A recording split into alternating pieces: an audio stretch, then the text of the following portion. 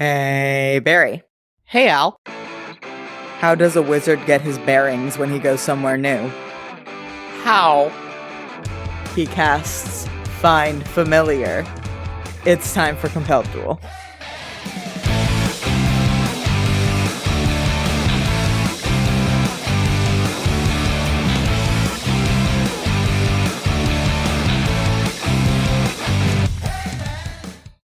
Hello, everybody, and welcome back to Compelled Duel. I'm Al. And I'm Barry. And we are a single-player, co-DM'd D&D 5e actual play podcast. Previously on Compelled Duel. I thought you were dead. They took you and I thought you were dead and that it was my fault. I'm sorry for lying to you and for making Leo lie to you. You don't ever have to apologize for the fact that the people that were supposed to protect you chose to hurt you instead, Phirora.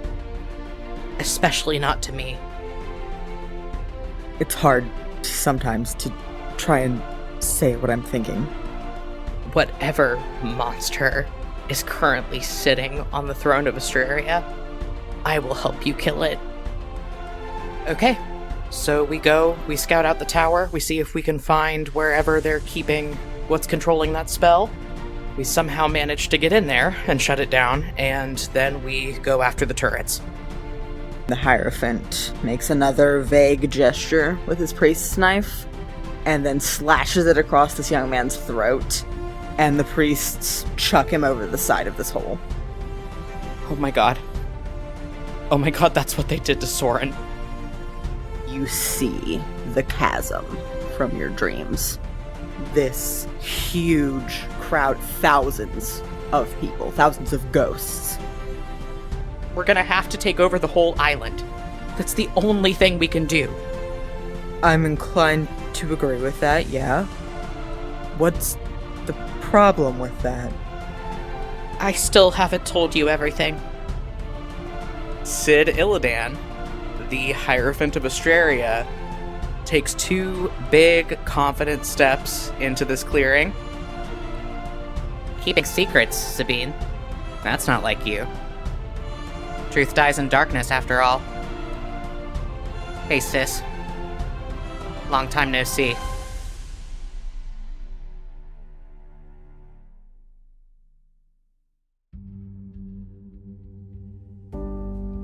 Leo, we find you in the woods on the island of Loex Tolgalen with your sister, your boyfriend, your sister's girlfriend and boyfriend, and Cid Illidan, the Hierophant of Astraria.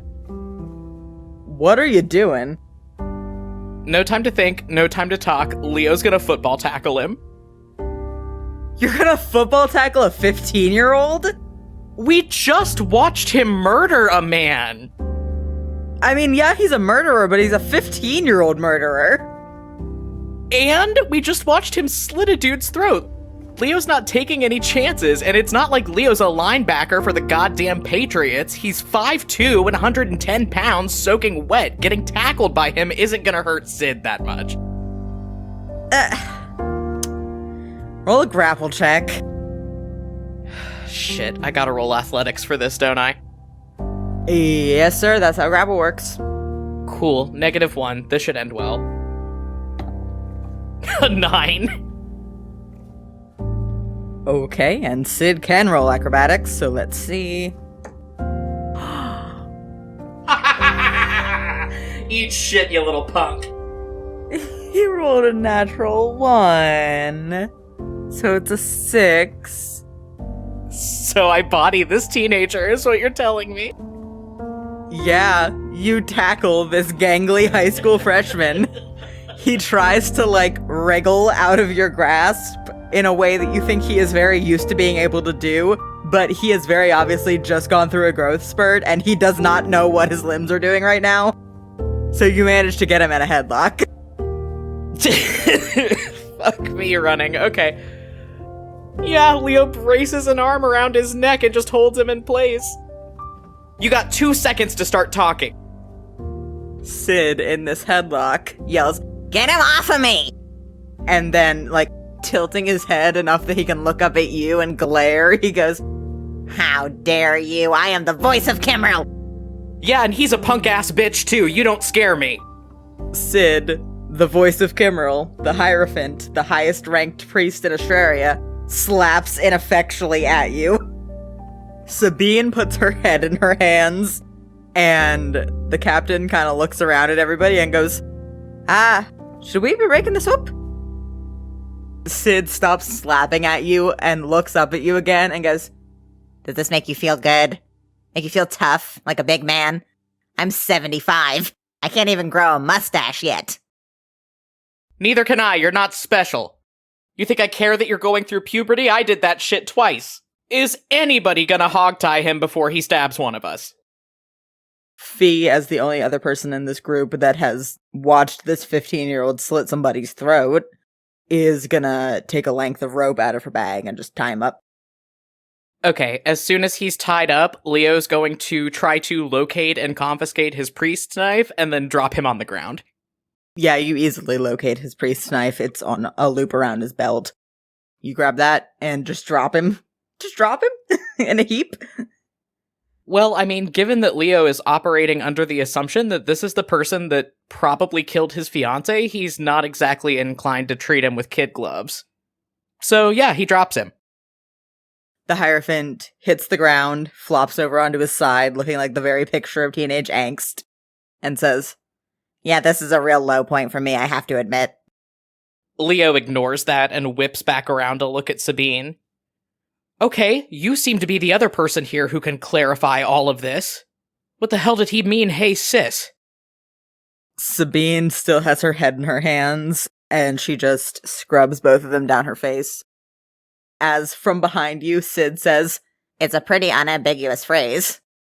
Sabine says, "Shut up, Sid." And then she turns to Fee and says, "You remember what I told you about the night my parents died? About what Defiance did?" And Fee's eyes go extremely wide. Okay, for literally everybody else here who's out of the loop, what did Defiance do? Still from the ground, Sid says, "I'd be happy to clear that up if I wasn't hogtied in the dirt right now." Okay, great, so talk.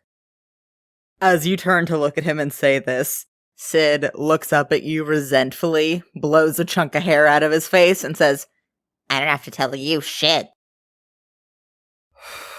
Sabine, I'm gonna kill him. Sabine sighs and says, "Please don't kill him." And then she steps past you and kind of squats down so she's roughly on Sid's level and says, "Sid, here's the thing. Sometimes you say things and it makes people want to commit acts of violence upon you. Not me. I'm your sister. I love you. But some people just...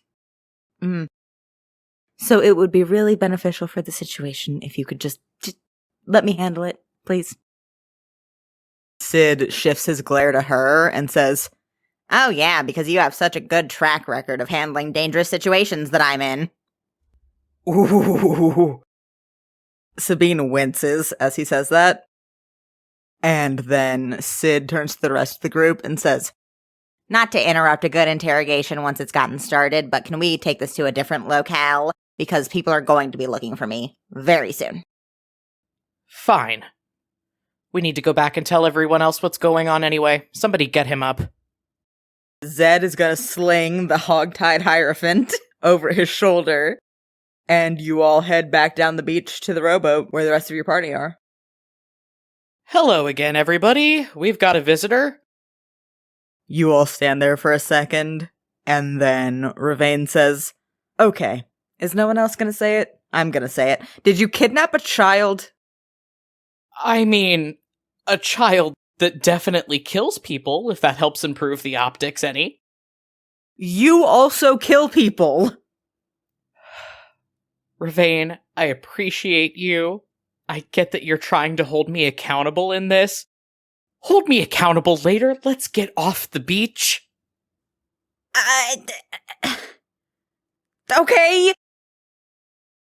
Sabine clears her throat and says, I have something that could help us out here. And then she does a little dance move and raises her hands above her head, jingles her bells, and casts one of her new spells, which is Mordenkainen's Magnificent Mansion. Instantly, there is a shimmering sheet of magic in the air in front of all of you, and then it coalesces and clarifies into a set of beautifully crafted double doors, big glass panels in the front. Sabine gestures at it and says, It'll only last for a day, but that's enough. That'll certainly work. Leo's gonna open the door and go in. You walk into this Magnificent Mansion spell. As soon as you're in, you kind of recognize the architecture of the space that you're in. It's very, like, Southern Australian. High, curving ceiling, big archways on either side of the double doors for ventilation purposes. The space outside the archways is nothingness. But the place seems nice. Roll insight for me really quick. 21? As you walk in, you notice that Sabine's shoulders go very tight. And Sid, still on Zed's back, grimaces. Neither of them says anything, they just look tense. Nice digs. Okay, Zed, put him down. Yeah, there's like a little sitting area in this entry hall, and Zed just plops Sid down on a chair. As the rest of your party kind of gets their bearings in this room, your mother turns to Sabine and says, This is very well constructed, but divination magic can still find its way inside of a Magnificent Mansion spell, so I would love to cast something to mitigate that, if you don't mind. Sabine kind of wraps her arms around herself and nods and says, Yeah, I think that sounds like a great idea. And then she goes and sits also in one of the little chairs in the seating area as Adana starts to cast Private Sanctum. Leo just starts pacing, glaring at Sid the whole time. Okay, so, let's start from the very beginning, Your Holiness. You mentioned Defiance. I know she's had a hand in all of this, but maybe I was foolish for thinking that our issues with her were over when she died. Explain. Quickly. The Hierophant, still tied up, but now sitting in a chair, so he looks a little dignified, sits up a little straighter, juts his chin challengingly, and says, It's really not that long of a story. There have always been plenty of orphans running around Elneus. I was a good pickpocket with a little bit of clerical talent. And the Beacon is the foremost collector of talent in the known world. Or at least it was.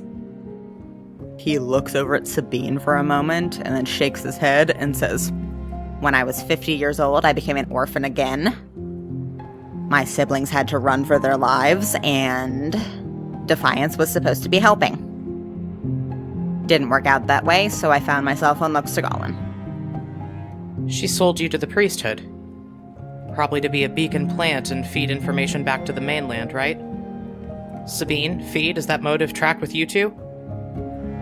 Fee has sat down next to Sabine as Sid has been talking, and looks at her for a second, and then looks back at you and says, considering that Defiance was in Alash's pocket, absolutely. Sabine has a white-knuckled grip around the arms of the chair that she's sitting in, and clears her throat, says, She said she was taking him to a safe house.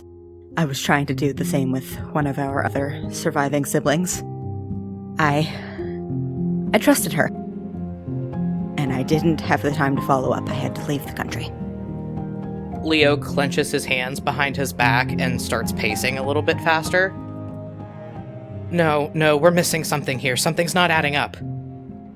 If all of this happened 25 years ago and they sent you here to be a beacon plant, then why does nobody in the beacon know the truth about what happens on this island? Sid gives you a very acidic glare and starts talking very nonchalantly. Well, it's because And then he stops with a choked sound. Because what? Share with the class. You watch the Hierophant's jaw go very tight, and he shakes his head, rolls his shoulders, and very carefully says, because the vows of priesthood have certain limitations that they impose. What kind of limitations? What does it look like? and roll me an Arcana check. 22. Leo, you have never been very into the study of magical theory, but you did go to classes on it, and Gaius is a pretty powerful and well-known spell with very recognizable consequences. Leo stops pacing and grimaces. Yeah, that sounds about right. Magical gag order. The church would collapse from the inside out if people on the mainland knew what goes on here, so they keep you from talking about it. Well, on the bright side, you didn't give any information to Alasha, but I'm betting that you probably can't give any to us either. Shit. Ding, ding, ding, we have a winner. Your sarcasm helps nothing, you snot-nosed little... Okay, we need to just decompress for a bit and come up with a plan. With no help and no information about what we're dealing with. This is fine. Sure thing. Can you untie me while you do that? My hands are falling asleep. Fine. But if you try anything... See that big guy over there? Leo nods at Zed. Sid also looks over at Zed. Yes? It's gonna be him that tackles you instead of me. The Hierophant wrinkles his nose, and then lets you untie him. Leo does so, and then runs a hand back through his hair and just stares into the abyss for a second. There's a lot of things I need right now, but I need to go think. I'm gonna come up with something for us to do. And he's gonna turn around and walk out of this front foyer to try to find somewhere to sit and get his shit together. Yeah, there's a big grand staircase in this entry hall. I think you go up it. As you're walking up the stairs, you hear, "Don't worry, buddy, I'm not gonna tackle you." And then, I'm not your buddy. at the top of these stairs, you find yourself in a hall with a bunch of doors, and they are all labeled with little brass nameplates on them. In order, left to right, the names read Sabine, Florian, Colette, Sorel, Jay, Amelie, Hugo, Ashrin, Oberon, and Sid. Hey Al, when Sabine cast the Magnificent Mansion spell, did she model this place after her childhood home? Yeah. Fuck off! Well, Leo full body cringes at that realization. And, yeah, he doesn't want to go in Sabine's room. That's her space. He's gonna go open one of the doors with a name that he doesn't know. I think the closest one to him, so Cyril. You open this door and there is nothing but void behind it. It is a door to nowhere. Ugh. Okay, he's gonna go down a couple doors and try the one that says Hugo? Nothing. Door to nowhere. Okay. He's gonna try one of somebody that he knows is alive. He's gonna try Florian's door. You open this door. It's a pretty nice room. It's kind of small, but it has kind of the big high ceilings. There's a window against the back wall that you think must open up to some kind of courtyard, but you can't see anything through it. It's just more of that inky, extraplanar void. But it's got a nice comfortable bed, an armchair up in a corner. It's full of art supplies, like, everywhere. As you move in, you can see a half-finished painting on an easel of 3 figures. One you immediately recognize as a much younger Sabine. They are all sitting in a garden, talking. Sabine is in the middle. Next to her, on her left, is a much older Astrarian elven woman, kind of darker brown skin, a pile of kind of light silver going on white hair, wearing a very nice but very casual flowing set of robes and a lot of jewelry. And on Sabine's other side is a very short Astrarian elven woman with blunter ears than you're used to. She looks like she may be even partially of, like, gnomish heritage, with ashy brown hair tied back in a practical braid, gesturing fluidly, and the painted part of this picture kind of stops halfway through drawing her body. Leo moves very carefully through this room. I think he understands how fundamentally he's kind of intruding on Florian's privacy, even though he's not here to be mad about it. Like, this is deeply and uncomfortably personal, so Leo leaves the door open, very pointedly does not snoop through anything, and just sort of sits down on the edge of the bed and buries his face in his hands. You're up there for a while. And then I think you hear a floorboard creak right outside the door, and you see someone open the door a little bit. For a second, you think it's Celica because you know she was present earlier, but the fact that she has let her hair down and the very sinuous grace that she's moving with says to you that this is probably Talindra. Leo barely even looks up at her before going back to putting his head in his hands. Look, if you're here to lambaste me for my life choices or the fact that I roughed up a fucking teenager, I don't really want to hear it. I know now that it wasn't all his choice, but frankly, if you had seen the shit that he's helping to enable, you wouldn't like him either. Talindra kind of straightens up a little and cocks her head to the side and says, "Oh, I've seen quite enough. I'm not here to give any lectures. I'm just looking for a place to clear my head." Yeah, me too. Good luck finding it. This whole island is full of ghosts. The only difference between out there and in here is that in here all the ghosts are Sabine's. He reaches out with one hand and pats the mattress next to him. At least Florian's still alive. I don't think he'd like us being in his room, but any port in a storm, right? Talindra walks in the room and sits down on Florian Javaris' bed. She's looking kind of idly around at the various art supplies, knickknacks, and other detritus in this room. And she says, "You know, I like this boy. Pays Ereve a lot of attention." Yeah, for everything else he's good. I think it runs in the family. I'm sorry that the road led us here, Talindra. I know it's probably not easy. Talindra shakes her head. Yeah, we jumped ship before we got here the first time, but we're feeling a little unstuck, is all. Unstuck. That's a good word. It's how my mother feels. Fuck, it's how I feel. Maybe that's just what this place does to people.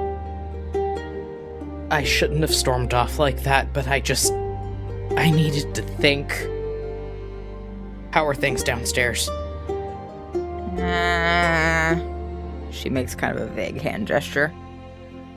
Not fantastic. The rest of us just got here. We're a little confused. And everyone who isn't confused is understandably upset. So, she reaches back and kind of shoves a hand through her hair. I think someone needs to take the reins. She turns her head to look over at you and says, "When we discussed this place a long time ago, we agreed that it needed to be burnt down. Do we still agree?" We do. But since you and I had that conversation, I've gotten a lot more insight and context for the history of this place. And I'm just... Talindra, I'm pissed. Because I didn't make this mess. This mess has hurt so many people. It's hurt me. So why do I feel like I'm the one that has to clean it up? Because you're the only one here that has cleaning it up as an option. You didn't make this mess, but it was made for your benefit. You have more context? Great. Use it. I don't know what to do. Talindra shakes her head again and says, I can't tell you what to do. What not to do is to hide up here while people need you. And then she stands up, straightens her clothes, and says, "And I'll just take my own advice, shall I?" And she nods at you and heads out. Leo watches her go and very heavily thinks about having an absolute breakdown once she's gone, and then realizes that he can't. He gets up, brushes off the front of his clothes in a very similar motion to what Talindra just did, and heads back downstairs.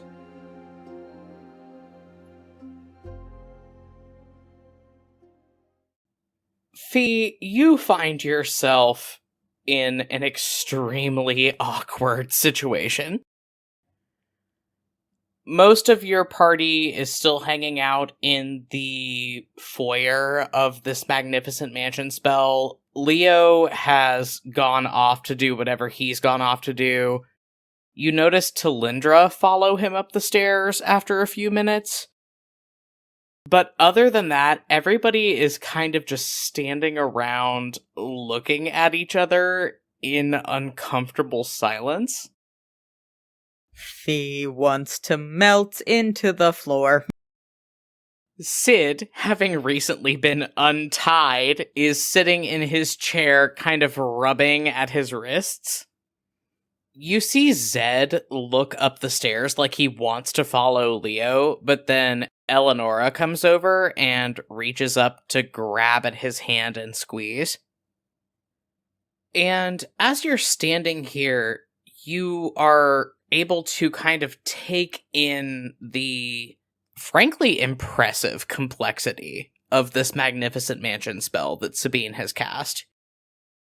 You've never personally seen this spell in action before, but you studied it theoretically in your lessons, and you know that a magnificent mansion spell comes with a staff of up to 100 kind of semi-transparent servants that help take care of everything in the house. And a kind of fucked up thing that you notice the longer you watch is that all of these semi-transparent servants have taken on the appearance of Sabine across a lot of different ages and states of her life. There's a very obviously teenage version of her setting dishes down around a long dining table through one of these archways off to the side.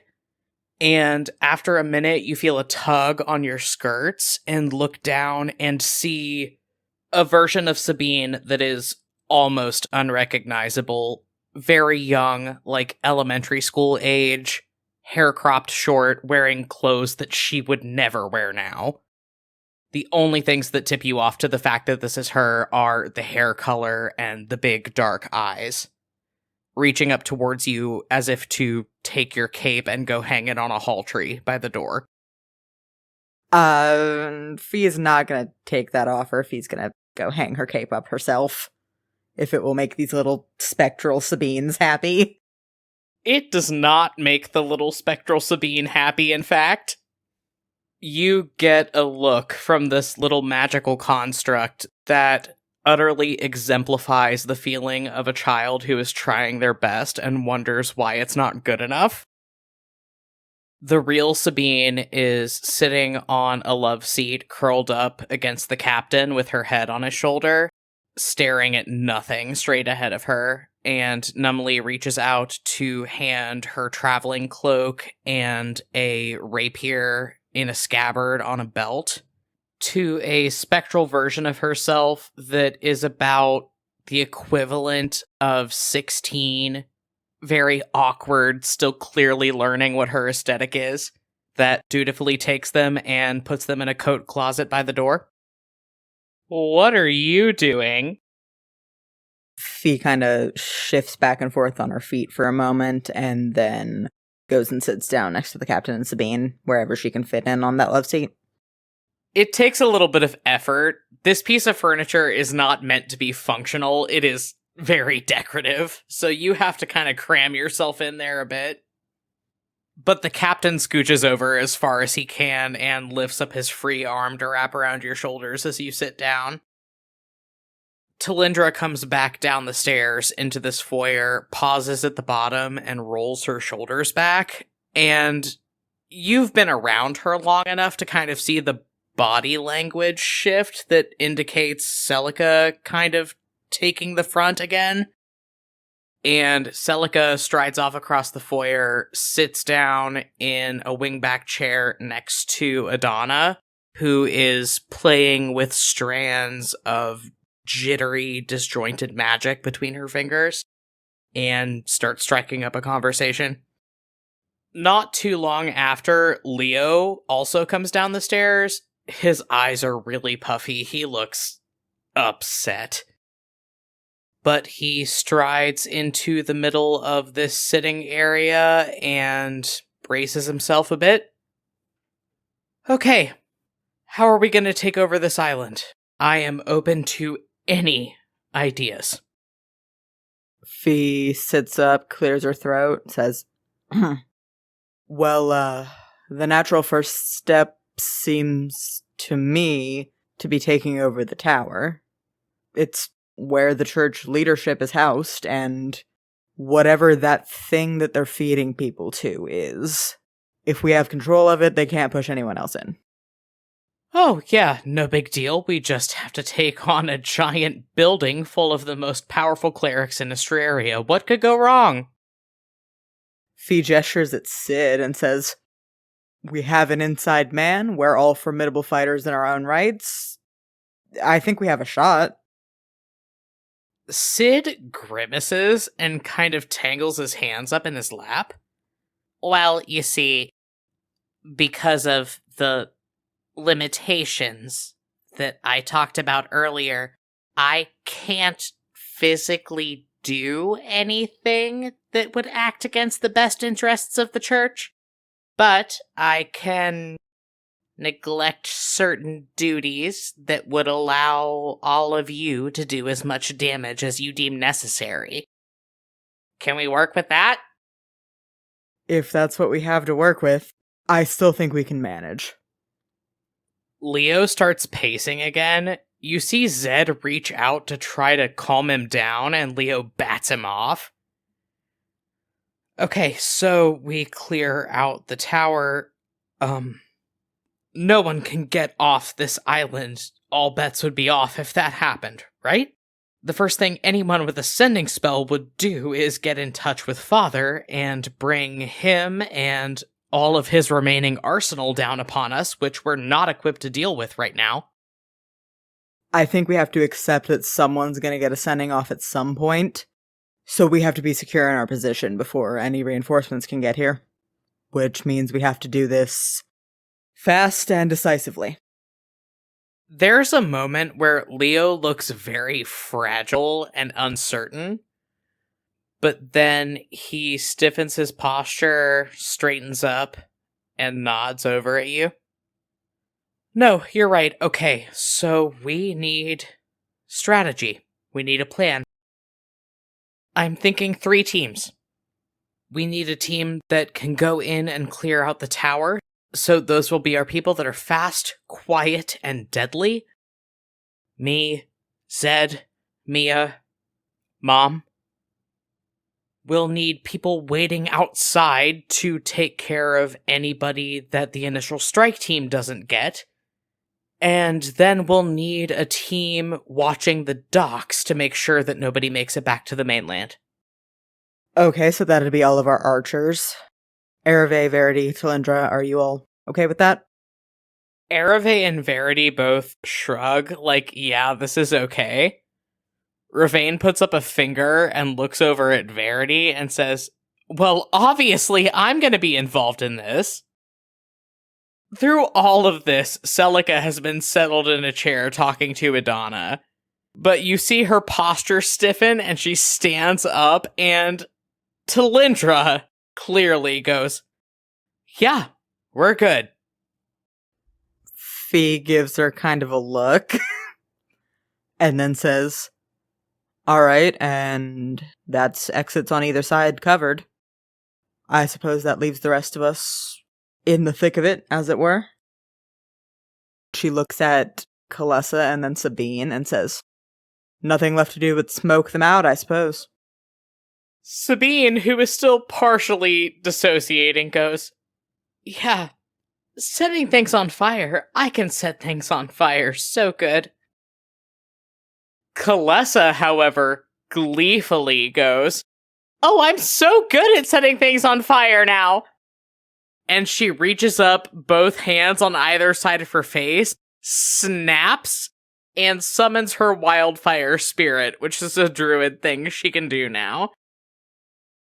This horrible little wildfire creature, like, think Calcifer from Howl's Moving Castle, but with a body, like long Calcifer, appears on the floor in front of her.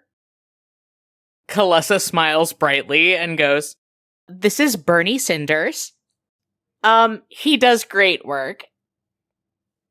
This wildfire spirit looks up at all of you from the floor and with a voice that crackles like a campfire goes, the system is functioning exactly as intended. We've got to burn it all down.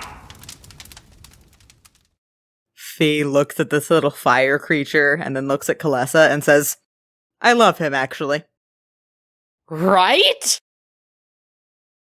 Leo, the picture of a man on the edge, just pauses where he's been pacing back and forth, looks around at all of your party. Okay, so we have a plan. Your Holiness, you should maybe go back to the tower to prevent any further questions. And, be ready to get the hell out. Captain, you should maybe get all of the crew off of the ship in the Banshee here to help absorb anybody that slips through the cracks, and... yeah, we're doing this, aren't we? We're doing this. Can somebody tell me that we're doing this? Fee does an awkward little thumbs up and goes, we're doing this! Oh, this is... It's gonna go so well for us. It's gonna go so great.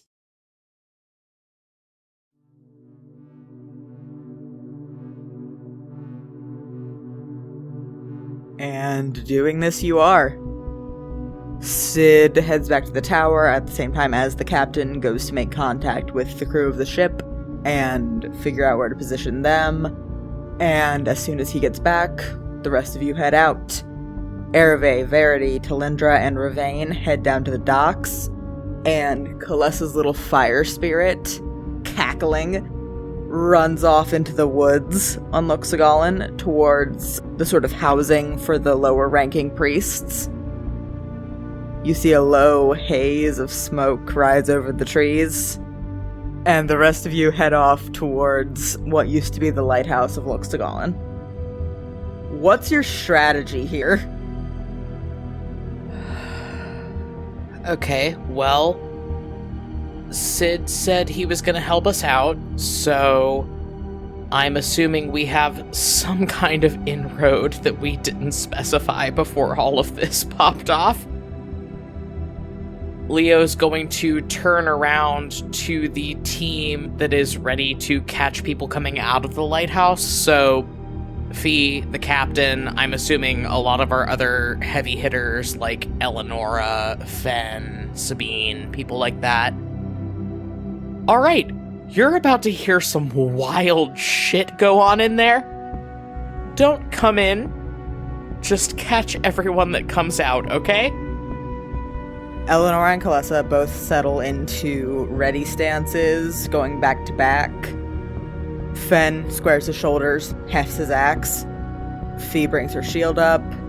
Sabine, who is just there to run heels, kind of backs off into the trees. And the captain swishes his rapier ostentatiously, grinning.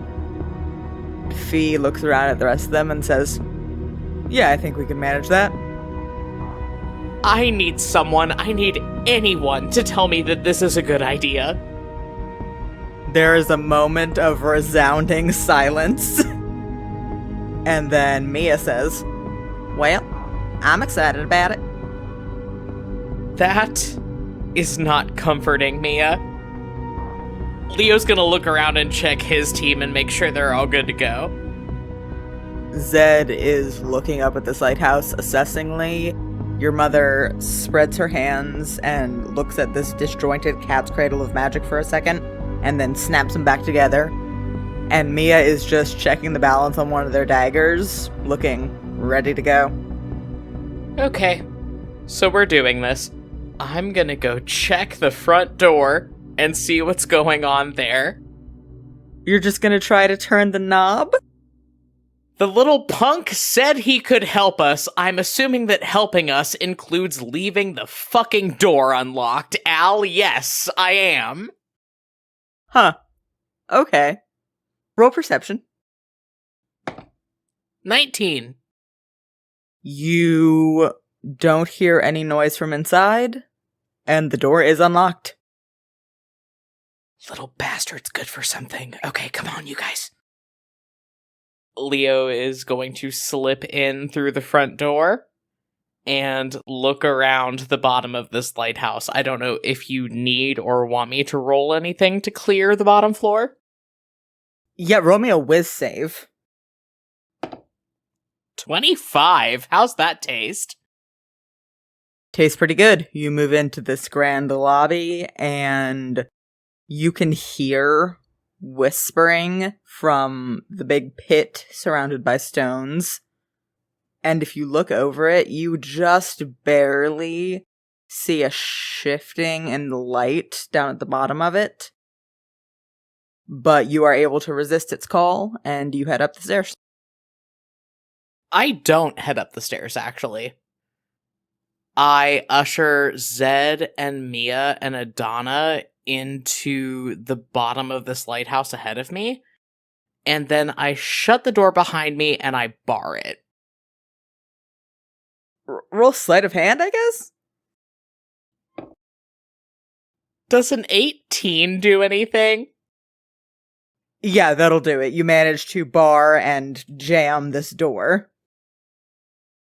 Cool, I'm gonna do some magic fuckery now. Is the area directly in front of the door any larger than 10 feet in diameter? No, the door is much less than 10 feet wide. Cool, great, awesome. I'm going to drop a 5th level Glyph of Warding spell, which covers up to a 10-foot diameter.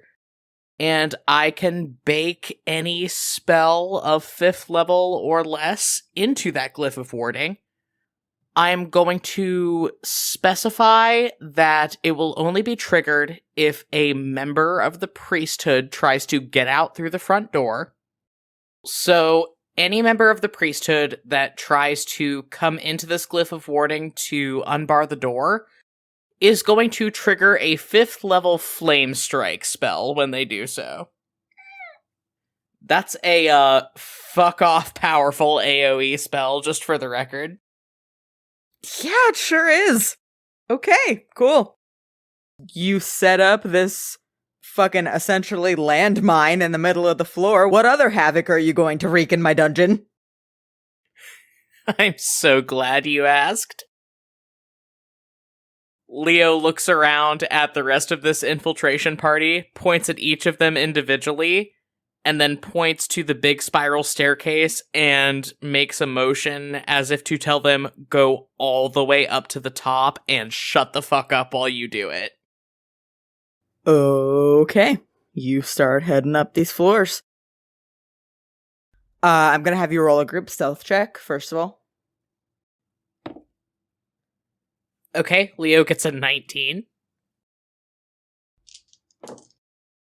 Okay, well, Zed rolled a 12. He gets a 17. So at least someone rolled worse than you. Adana got a 17 on the die, which means she gets a 26. And Mia rolled a nat 20. So Mia got a 35. So that's an average of 24, even though you rolled a 4 on the die. I picked the right goddamn infiltration team is what I did. So true, okay. You managed to get up these floors without being noticed. As you hit the 9th floor, I want you to roll me a perception check. 14. Tell me your marching order real quick, bud. Leo and Zed are taking point, with Mia in the middle and Adana bringing up the rear. Okay. Roll me a luck check real quick. If it's above a 10, Zed is in front of you. If it's below a 10, then Leo is in front. I don't like that. I rolled a natural 1! Leo, you are so out in front of the pack here. I think Zed, paused on the staircase, so you get a full step in front, and you trigger something. So let me roll to hit. Yeah, that'll do it. A 22 hits your armor class, right? You fucking know it does. Okay. Roll me a quick con save.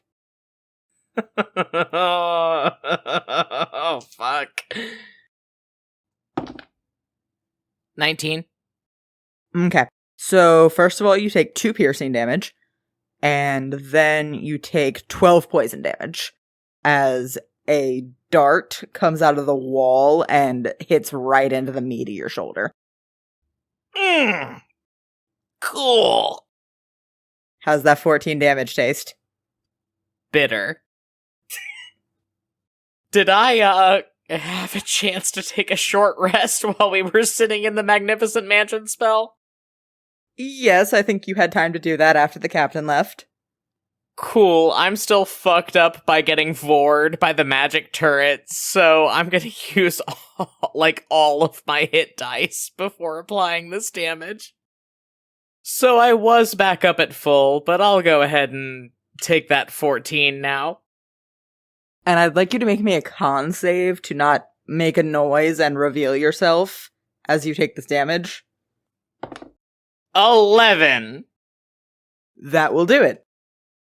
You feel this dart hit your shoulder, and it's kind of a moment of more shock than anything as it pierces. And then you feel this burning, gnawing pain at your arm as the poison takes effect. But you do not cry out. You just feel your knees buckle a little bit and clutch at your shoulder. Cool, I cast Find Traps immediately. So anything within 120 feet of me in a sphere that's within my line of sight, if it's trapped, I know that it's trapped. That's within your line of sight. There's a trap on the staircase above you. Hey, psst, Mia. I think you should go up there. Why? You don't want me to answer that. I really do. Well, I just got hit in the arm with a fucking poison dart. And since you're not a Strarian, if that happens again further up the staircase, it's gonna hurt you less than it's gonna hurt me. Why not send Zed? Because Zed's not an immortal dragon from the goddamn moon, and I like him. Mia gives you a scandalized look, and Zed says, I'm not a what? Shut up, Zed! Mia hisses and visibly considers pushing you down the stairs. And then they do the thing where they point at their eyes and then point at Zed's and say, Y'all be quiet now. and then they slink around you and up the stairs. I'm gonna roll a perception check for Mia. No, sorry, I just realized that because of Mia's dragon stats, they cannot roll lower than the DC for this. So they get a ways up the stairs. I assume you are all following them, and they say, Yeah, that's another tripwire. and I'm gonna go ahead and roll for them to try and disarm it. They also can't roll low enough mechanically to fail that. Okay. Mia handily disarms this tripwire and says, Alright, we're all good. and then I assume you are all heading further up the stairs. Yeah, for what I'm planning to do, we need to be all the way at the top of the tower. Okay, so that was the trap on the 10th floor hallway. As you move on to the 11th floor, what's your marching order? Oh no, I'm letting Mia take this one. Okay.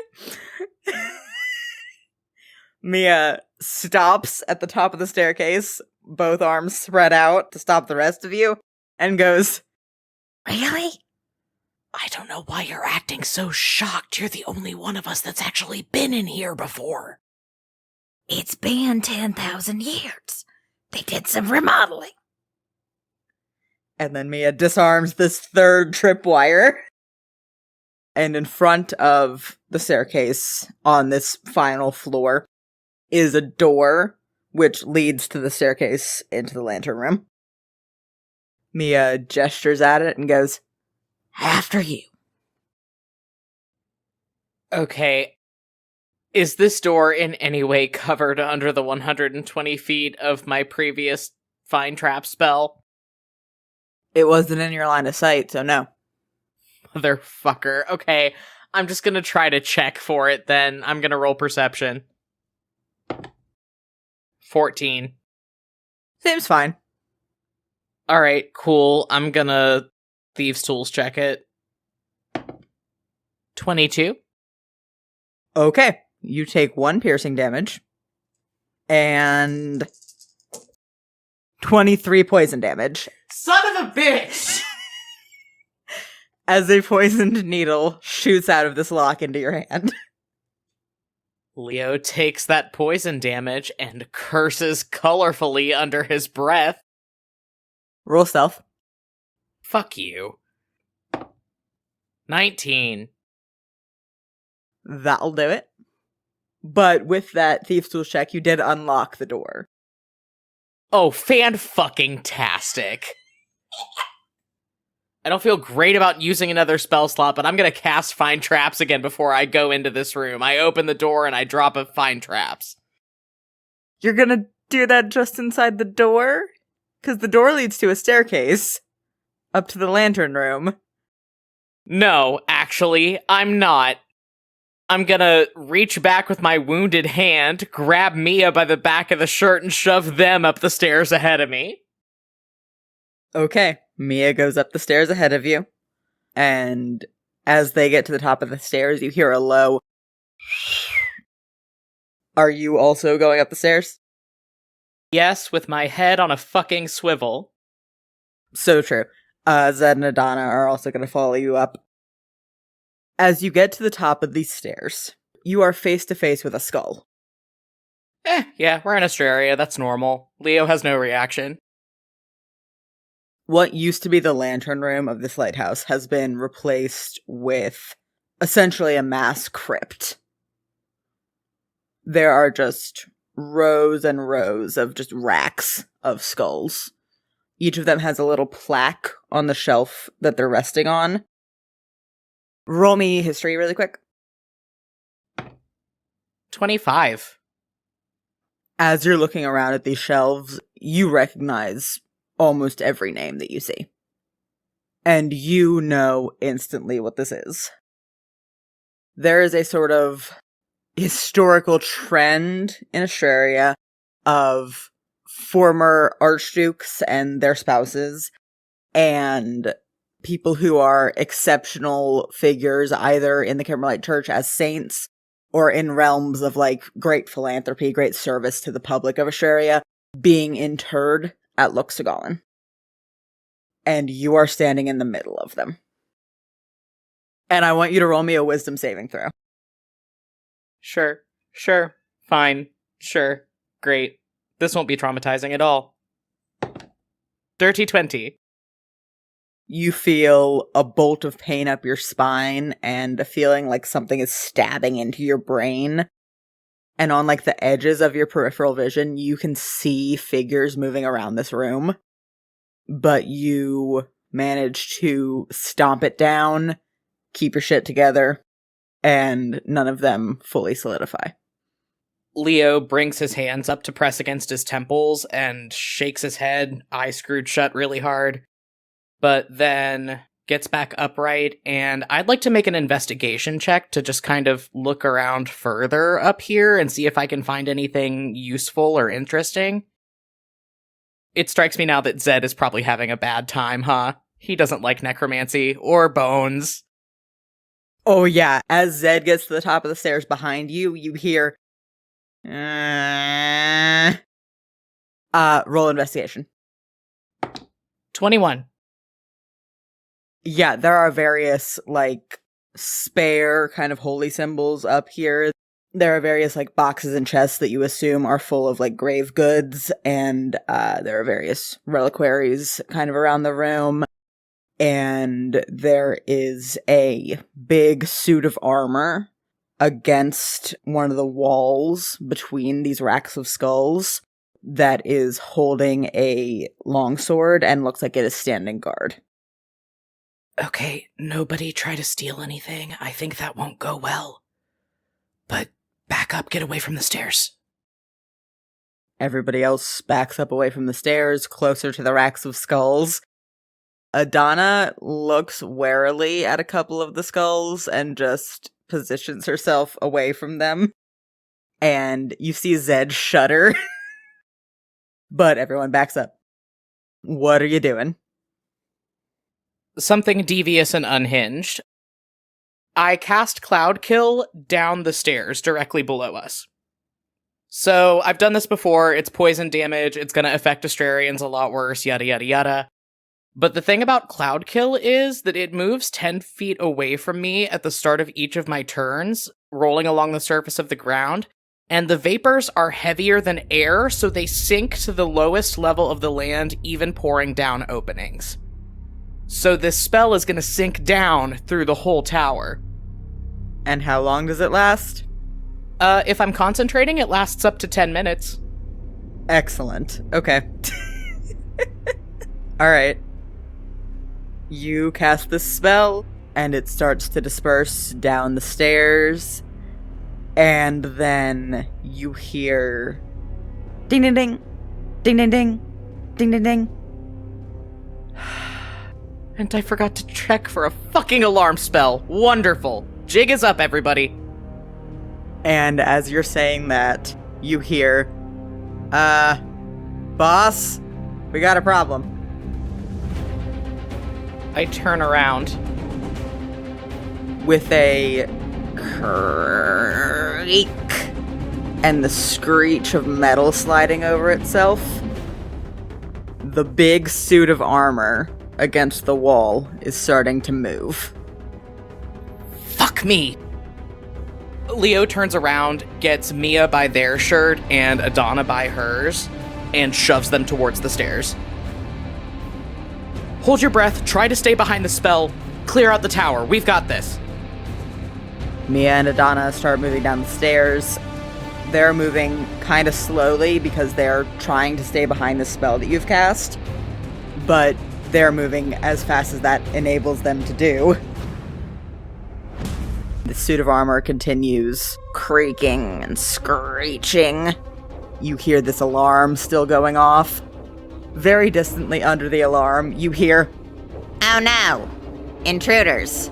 How could this have happened? Fly, you fools! and the suit of armor steps forward and raises its longsword. Everybody roll initiative. This would be so much funnier if Zed and I weren't both about to die. 23. Okay, Zed gets an 8. And this monster gets 8 also, but it has lower dexterity than Zed does, so it's going last. Okay, so I'm up first. You sure are. This big suit of armor has stepped forward with its sword raised. What are you doing? I am going to cast a 4th level guiding bolt. And rolled a 19 on the die, so plus 10 is 29 to hit. That will hit. Man, I'm glad that I actually prepped some cleric spells today. Leo rears back and snaps his knife forward at this mobile suit of armor, and a bright beam of light erupts out and hits it in the chest. And I'm going to roll 7d6 radiant damage. That will be 26 radiant damage, and also it's glowing now, so the next attack on it has advantage. Leo fires off this spell, pivots around to go back to back with Zed, and says, Go! Punch! Kill! Zed laughs and then says, That was really patronizing. And then he is going to indeed go punch and kill. He's going to use a key point for Flurry of Blows. Okay, so he's rolling his first attack with advantage. The high roll is a 23, that'll do it. And second attack is a nat 20, okay. Mr. Stonebloom! And the third one, 17 on the die. Hell yes. So normally all three of those would hit, but it has a reaction that lets it parry a melee attack by adding up to 6 to its AC. And Zed's first hit was a 23, so that one is not going to hit. So Zed's going to do 3d8 plus 10 damage. So that's 28. And then he gets an extra attack. So he's going to roll to hit one more time. That'll do it, okay? So that's an additional 10 damage. For a total of 38. And then it's the monster's turn. This Death Knight steps forward with its sword raised. It's going to cast Staggering Smite, and it's going to make 3 longsword attacks on Zed. Oh! So let's roll this first attack, plus 11 to hit. 15. That's a miss. Second attack. No! Oh, it's the same die! Oh my god, Zed! That was a nat 20. Okay. The Death Knight is wielding this longsword two-handed, so let me roll the sword damage first. That's not great. Okay.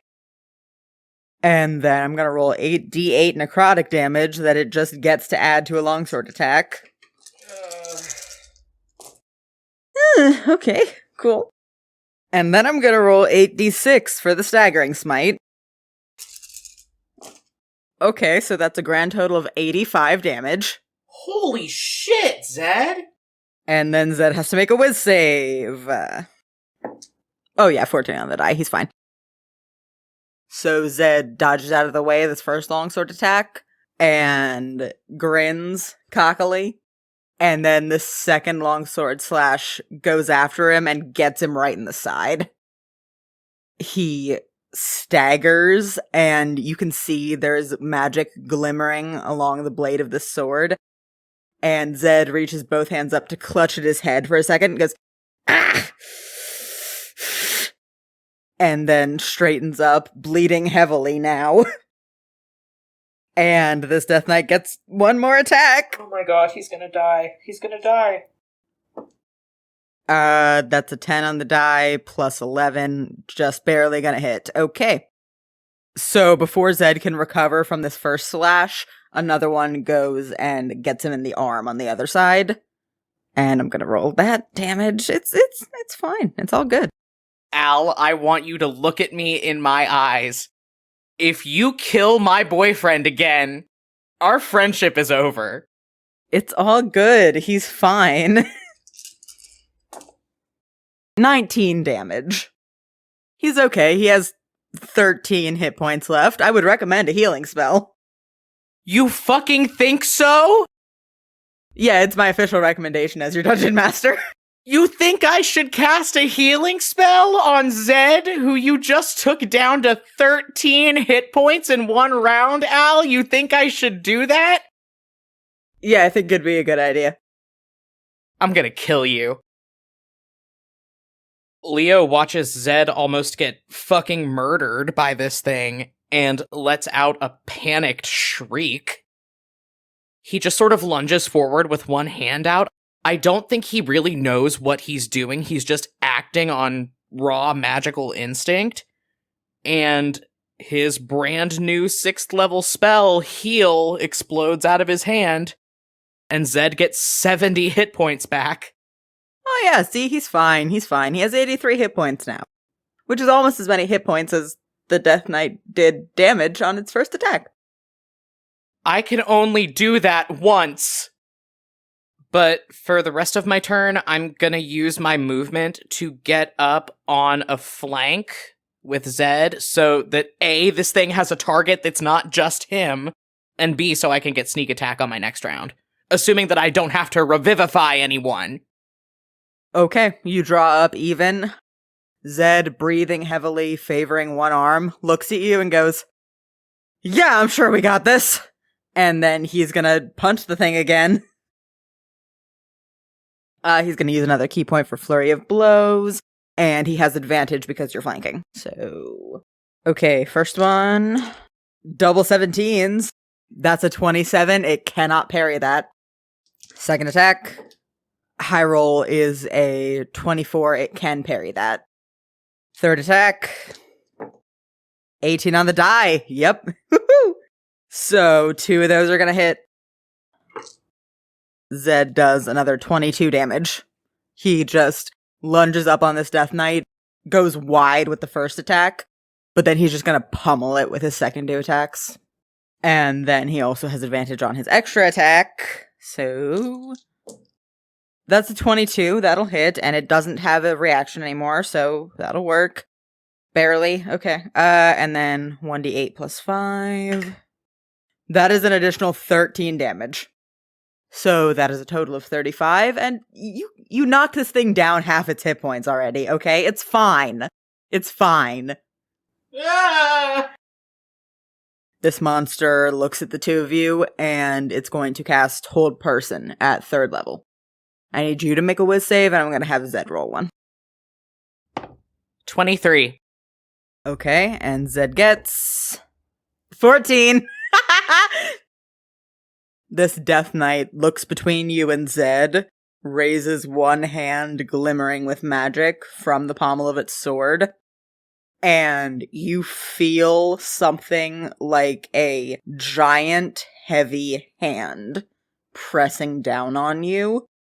You manage to shake it off, but Zed goes down to one knee, and you see him straining against this hold. Okay, is it my turn? Yeah. As this monster turns back to you with both hands on its sword again, and you hear the sounds of an explosion and then combat from below your feet. What are you doing? Leo shrugs off this hold person spell and spins his knife around his finger as he looks up at the Death Knight. Hey, ugly! Paws off my boyfriend, you're not his type! And he's gonna roll to hit for a 4th level inflict wounds. That's a 22 to hit, and it can't parry because it can only parry melee attacks, right? This is a melee spell attack. That is accurate.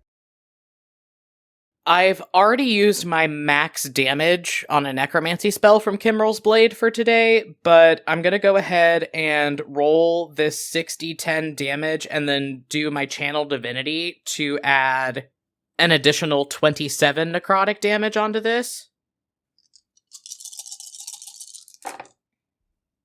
So that's 38 from the spell, plus 27 is 65 necrotic damage.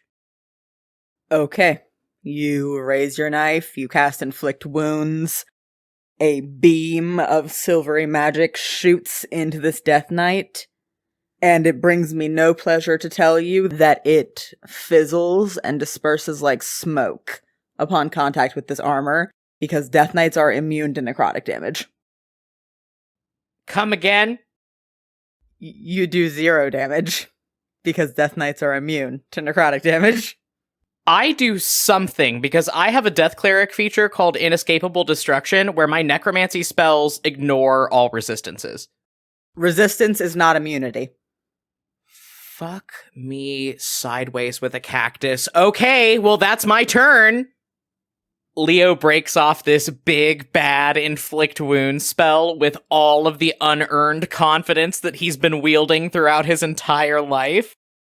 Yeah, how's that taste, you son of a... Oh. Zed, from where he's still down on one knee, grits out, "Good job!" And you have not wasted your turn, because you have drawn the full attention of this Death Knight. Oh, great! I love this for me! Okay. That means it's Zed's turn, so he is going to make another whiz save to try and get out of this hold person. 13 on the die, that's a 23. He's out, but that's his turn. And now it's the Death Knight. Alright, first attack. That's exactly 16, meets it, beats it. That's 30 damage. I'm gonna need you to make me a DC 15 concentration check to keep that cloud kill active. Okay, but I have the Warcaster feat, so I have advantage on that. That you do, and you have a +3, so choose to roll a 12. I rolled a natural 1 and a 5. Nope. It's gone. Gonzo, baby. Okay. So your cloud kill spell dissipates, which will have consequences for everyone else.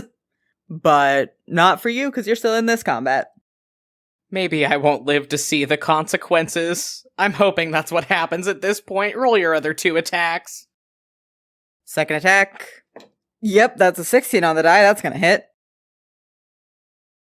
So you take an additional 1d10 plus 4d8 plus 5. You take an additional 29 damage. Cool. Because of all the damage I took from the traps, I'm down to 35. Cool. And the Death Knight has one more attack with the d20 that rolled 2 crits in this battle.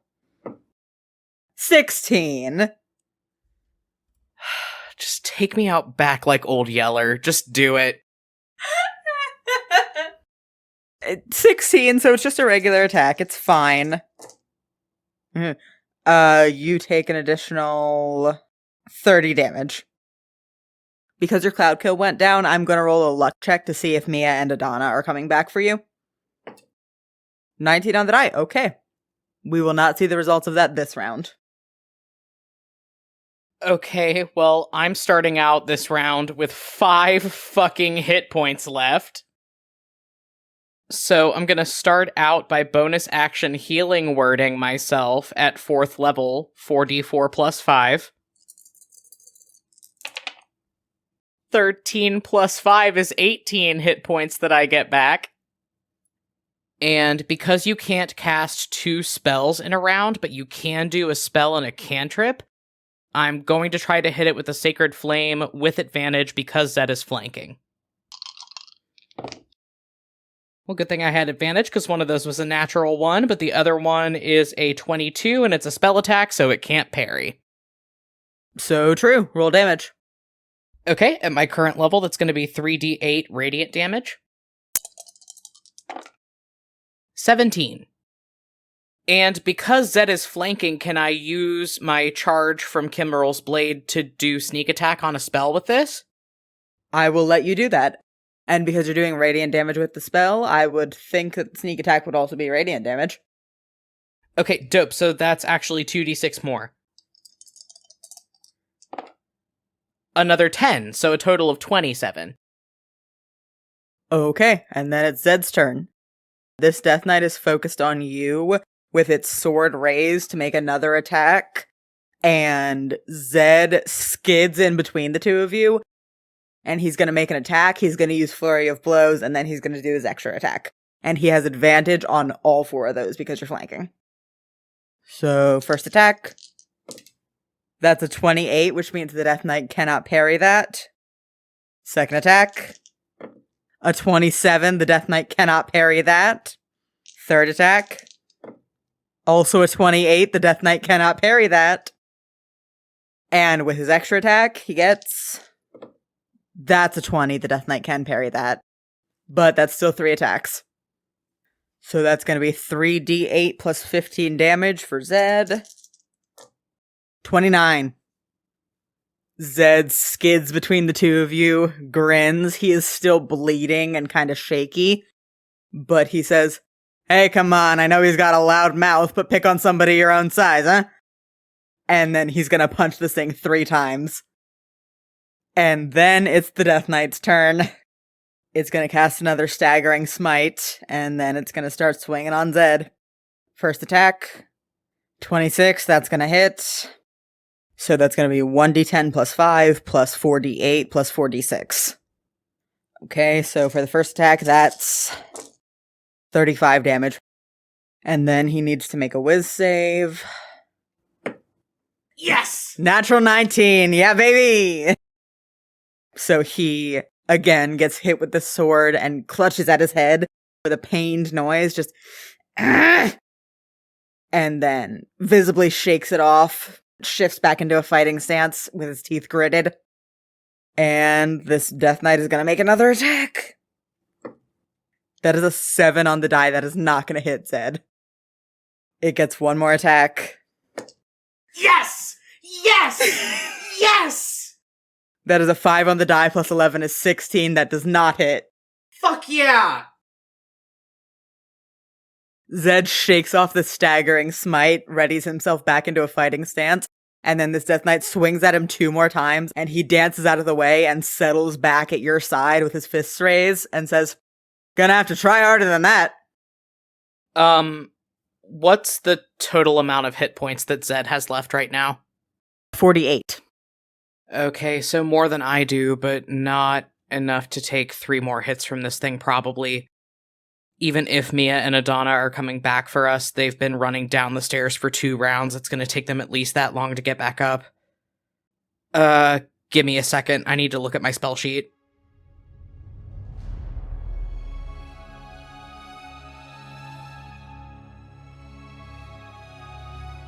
Okay, this is my biggest Hail Mary of the campaign thus far. I'm going to try to hit it with my last 4th level spell slot with a Guiding Bolt. You have advantage, because Zed is flanking. So I do, thank you.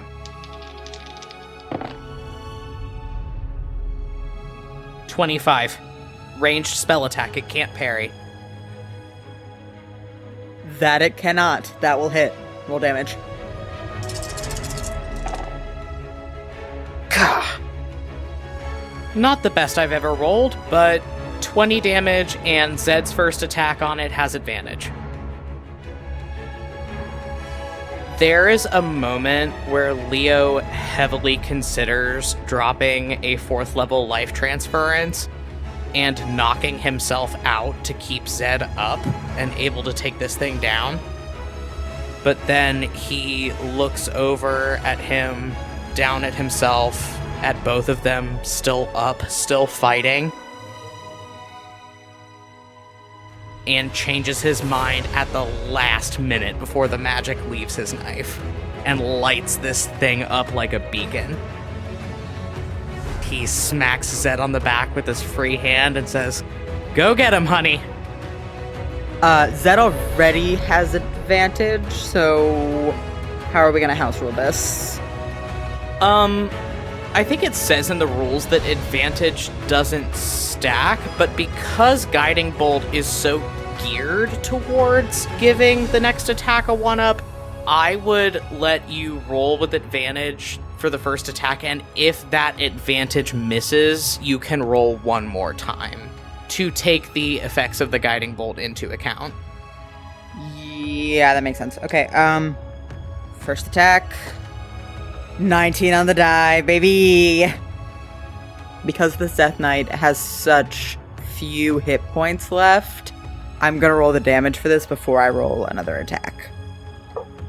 That is a 7 on the d8. Zed does 12 damage.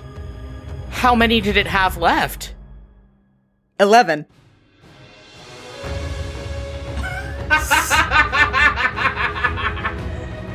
So you hit this Death Knight with this Guiding Bolt.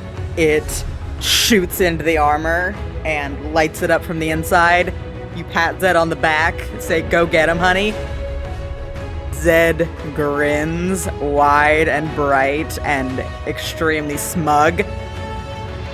And then he just uppercuts this thing, knocks the helmet off, and it goes flying out the window. And the armor falls into pieces. They're both beat all to shit, but Leo staggers back away from the fallen body of this monster, looks up at Zed with a big smile, his scar tugging down at one side of it, wipes away some blood from his lower lip. Bit higher stakes than Hunter the Bandit, huh? He grabs either side of your face and just pulls you into a kiss. Well, passionately making out with somebody in a crypt full of his ancestors is not somewhere Leo would have ever thought that he would be. But he's very happy to be here right now. He tangles both his hands up in Zed's hair and kisses him back. There's a long moment where you and Zed are locked in each other's arms and lips. And then you hear, "Are we interrupting something?" Oh, I don't think Leo cares to give Mia the time of day. They're still making out. I think Zed can actually see the top of the staircase, so he does pull back with a pop and clears his throat and straightens up. And you hear your mother's voice, very smug, say, 86%. Okay, no, if his mom is witnessing this, Leo shrivels up like a shrinky dink.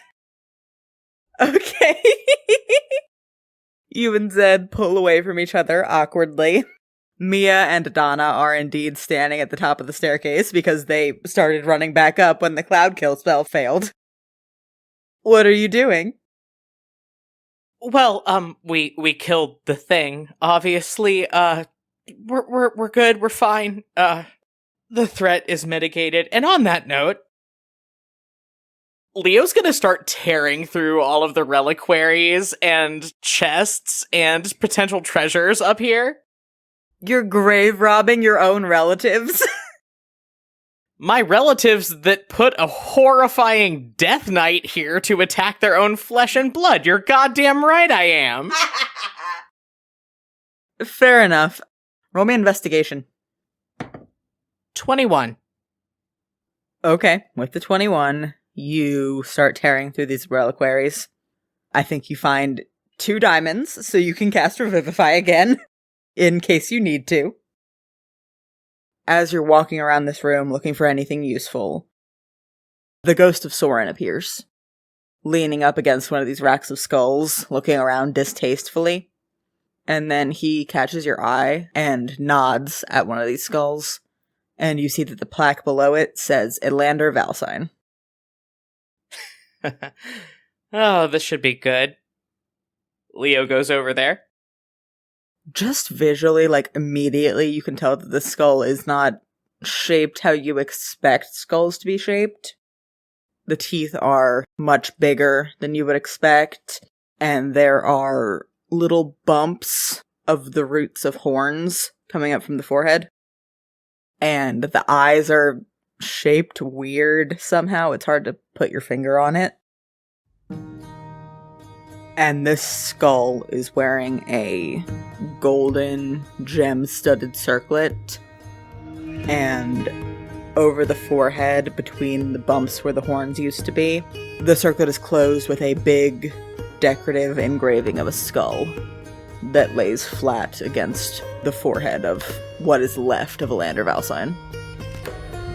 Yeah, I'm feeling disrespectful. I'm gonna grab it. You know what, old man? This is all your fault. I'll be taking this. It's not like you're using it. Can I Arcana check it? Yeah, roll Arcana. Dirty 20. You have just picked up a magic item called the Circlet of Consequence. Fucking uh-oh.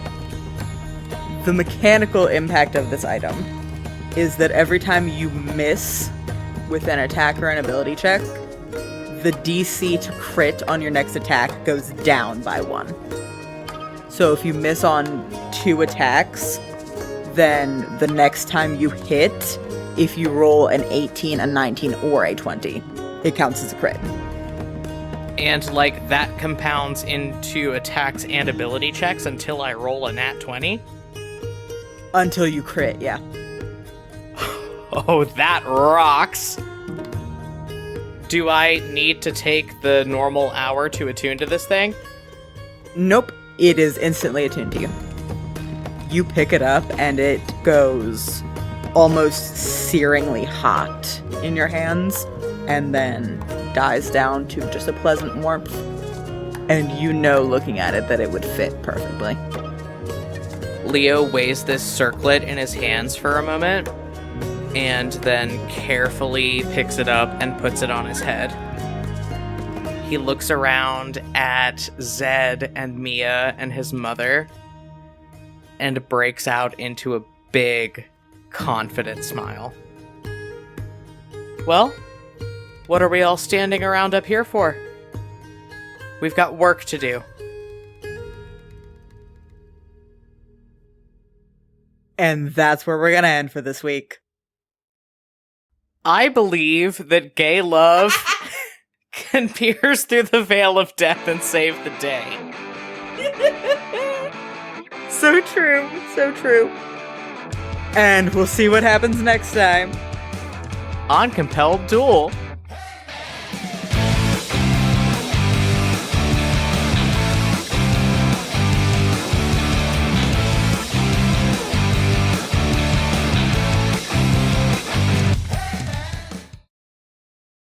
Hey everybody, Barry here with the postscript, just clearing up a couple housekeeping things here at the end of the episode. As always, I'm going to go ahead and plug our social media profiles. You can find us on Twitter, Tumblr, and TikTok at Compelled Duel. We have lots of other cool stuff going on, however, an official website, an official Spotify profile, our official merch store, stuff like that. You can find all that stuff linked on any of our various social media profiles. If you're interested in supporting the show, we ask that you consider heading over to patreon.com/compelledduel, where starting at just $2 a month, you can get access to all kinds of cool patron perks, including early access to episodes, access to exclusive playlists and bonus content, and even handwritten letters from your favorite character every month. If you're interested in supporting the show in ways other than pledging to our Patreon, we ask that if you're listening to us on Apple Podcasts or Spotify, that you leave us a rating and a review, since that helps the show get promoted to a wider audience. We host a weekly Q&A show on our YouTube every week, and we would love to see you show up for that, ask a couple questions. We always have a really fun time. And as always, if you like what you're hearing on the show, we ask that you just tell a couple friends about it. And if they like it, ask them to tell a couple friends as well. Word of mouth advertising is the most powerful tool we have at our disposal. Our next episode will be going live on Friday, April 29th, 2022, or if you're a member of our Patreon, you'll be getting your early access to that on Thursday, April 28th. Thank you guys so much, and we'll see you